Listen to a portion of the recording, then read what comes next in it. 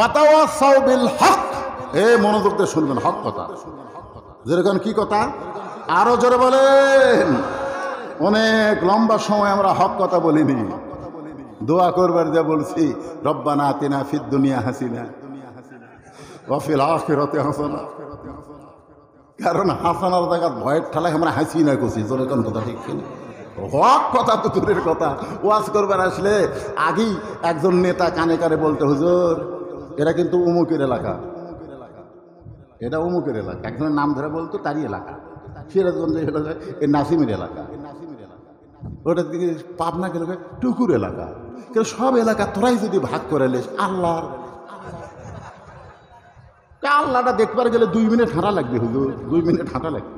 তো যায় মসজিদের সামনে গিয়ে বলতে, তো হুজুর আমাদের গ্রামে আল্লাহর কিছুই ছিল না হুজুর, কিন্তু আমার চাচা দয়া করে আল্লাহকে 10 শতক দান করছে, আর আমরা টাকা দিয়ে আল্লাহ ঘর বেড়া দিছি।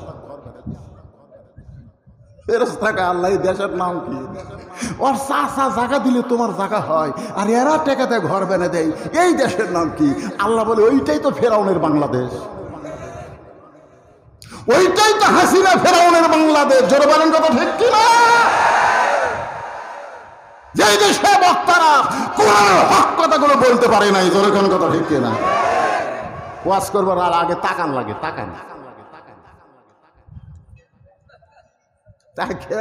দেখে পুলিশের গাড়ি আছে, র্যাবের গাড়ি আছে, স্টেজের উপরে কতগুলা ক্যাডার বসে আছে, ক্যাডার খালি গল ফুলা সালারা থাকে।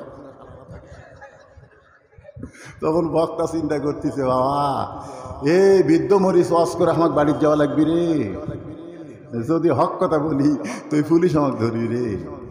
আল্লাহ কয় পুলিশের ধরার চিন্তায় তুই হক কথা বাদ দিল, তোকে আমি মহিষুটি পার হবার দেব না, আজরাইল তোকে ধরবি। জোরে কোন কথা ঠিক কিনা?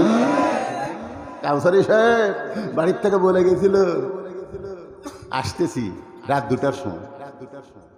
আমার মা অনেক সময় বলতো, ভাই আপনি অ্যাঙ্গেলে যেগুলো ওয়াজ করেন পুলিশ কিন্তু আপনাকে ধরতে পারে। আমি বললাম, ভাইজান ধরলে কি সমস্যা, কতবার ধরা খাচ্ছি।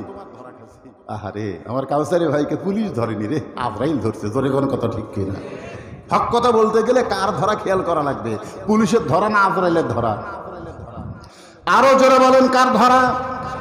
আল্লাহ বলেছেন আজরাইলকে যদি ধরা দেবার চাও তাহলে তোমরা খেয়াল করবে, ইয়া আইয়ুহাল্লাযীনা আমানুত্তাকুল্লাহা হাক্কা তুকাতিহি ওয়া লা তামুতুন্না ইল্লা ওয়া আনতুম মুসলিমুন। আমি কিন্তু হক কথা বলতেছি, ওয়াতাওয়াসাউ বিল হক, হকের ওয়াজ করতে হবে, হক কথা মানুষের সামনে বলতে হবে। এখন হক কথা বলবার গেলে আপনার কি হবে ওই চিন্তা আপনার করা লাগবে না, আপনার চিন্তা করবে আমার আল্লাহ। জোরে কোন কথা ঠিক কি না? এই জন্য আল্লাহ বললেন ওয়া আলা রাব্বিহিম ইয়াতাওয়াক্কালুন। আরো জোরে কোন। আমি আপনার হেফাজতের দায়িত্ব কার হাতে? না অন্য কাউকে দিয়েছেন? খুব মনোযোগ দিয়ে শুনবেন। ওয়াতাওয়াসাউ বিল হক কুল জাল হক ওয়া যাহাকাল বাতিল ইন্নাল বাতিলা কানা যাহুকা। মামুনুল হক হক কথা বলার কারণে জেলের মধ্যে। জোরে কোন কথা ঠিক কিনা? তার বাবা আজিজুল হক হক কথা বলার জন্য জেল খেটেছে। এই বাংলাদেশে হক কথা বলবেন আর আপনি জেলে যাবেন না। আবু তালেব বলতেছে, বাজান মক্কার নেতারা এসে আমার কাছে প্রস্তাব দিল, তুমি যদি সুন্দর নারী চাও মক্কার সবচাইতে সুন্দরী মেয়ে তোমাকে বউ বানায় দিবা। খাদিজা তো বুড়ি হয়ে গেছে, তোমার একটা যুবতী দেখে বিয়া করো বাবা। মক্কার নেতারা বলল, আপনার ভাস্তে যদি ধনী হবার চায় আমরা বস্তা বস্তা টাকা তার সামনে দিব, সে যদি নেতৃত্বের চেয়ার চায় আমরা নেতার চেয়ার চাইলে দিব। ও বাবা তুমি হক কথা বন্ধ করে দাও, ওই কোরআনকে তুমি বন্ধ করে দাও। নবী চিল্লায় বললেন, চাচা ওরা যা দিবার চাই সেইটা তো দূরের কথা, সেইটা কোনোদিন দেবার পারবে না। চন্দ্র যদি আমার ডান হাতে আর সূর্য যদি আমার বাম হাতে তুলে দেয়, এরপরও আমি নবী হক কথা বলা বন্ধ করব না। সেই সময় সবচাইতে বড় হক কথা হলো আশহাদু আল্লা ইলাহা ইল্লাল্লাহু ওয়াহদাহু লা শারীকা লাহ, আল্লাহ ছাড়া অন্য কাউকে স্বীকার করি। আরো ধরে বলেন কোন ক্ষেত্রে? আল্লাহ ছাড়া অন্য কাউকে স্বীকার করি না, এটা কোন ক্ষেত্রে? অর্থনীতির ক্ষেত্রে, সমাজনীতির ক্ষেত্রে, রাষ্ট্রনীতির ক্ষেত্রে, না ধর্মনীতির ক্ষেত্রে? ধর্ম, এই যে কতগুলো এক মানকে ধরা পড়লো, শালা মানকে নাকি বিচারপতি ছিল, ওইকে আমার জীবনের সবচেয়ে সাধনা হলো সাইদি সাহেবকে ফাঁসি দেওয়া। সব বিচারক সাইদি সাহেবকে যাবজ্জীবন দিল, আর এই শালা মানকে দিল ফাঁসি।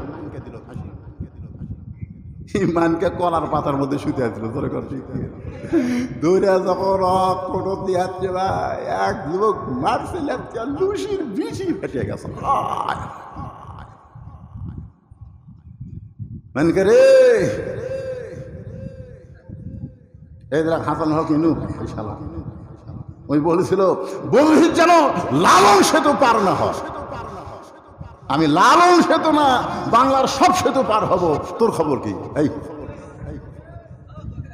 তোর খবর কি রে? একজন দৌড়ে দেয়, মারছে লাগতে, আপনারা দেখেননি কোটর তুলতি তো ওই সময় এক যুবককে মারছে লাগতে। কি অথবা সাওবিল হক, হক কথা বলতে হবে, হক পথে থাকতে হবে, জেল হবে, জুলুম হবে, ফাঁসি হবে, বাতিলের সঙ্গে আপোষ করার কোনো সুযোগ। কারণ আসলে যাইতে হবে। জাত সাকারাতুল মাউত হক, সবচাইতে বড় সত্য হলো মরা। আল্লাহ বলেছেন মরিস না রে মুসলমান না হয়ে। এখন মুসলমান হয়ে যদি মরতে চাই, তাহলে হক পথে থাকবো না বাতিল পথে?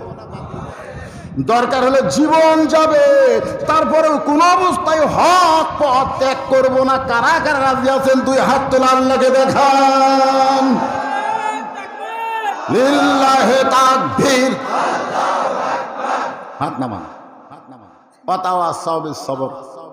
এই হক কথা বলতে গেলে, হক পথে চলতে গেলে নানা রকম বিপদ আপদ মুসিবত আসতে পারে, ঠিক কিনা বলেন? আল্লাহ কোরআনে বলেছেন ওয়ালা নাবলুওয়ান্নাকুম, এই মনোযোগ দিয়ে শুনবেন, ওয়ালা নাবলুওয়ান্নাকুম বিশাইইন মিনাল খাউফি ওয়াল জুই ওয়া নাকসিম মিনাল আমওয়ালি ওয়াল আনফুসি ওয়াস সামারাতি ওয়া বাশশিরিস, যেরকম অবাশিরিস সাবিরিন।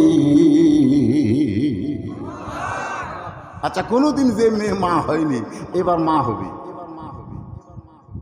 এবার মা হবে। আপনারা বলেন তো, মা হওয়ার ঠেলা আছে না নাই? ওই জীবনেও তো হয়নি, এইবার মা হবে। এইবার কোরআনের সমাজ বাংলাদেশে দেখবি, মনে কর, বুঝেন না?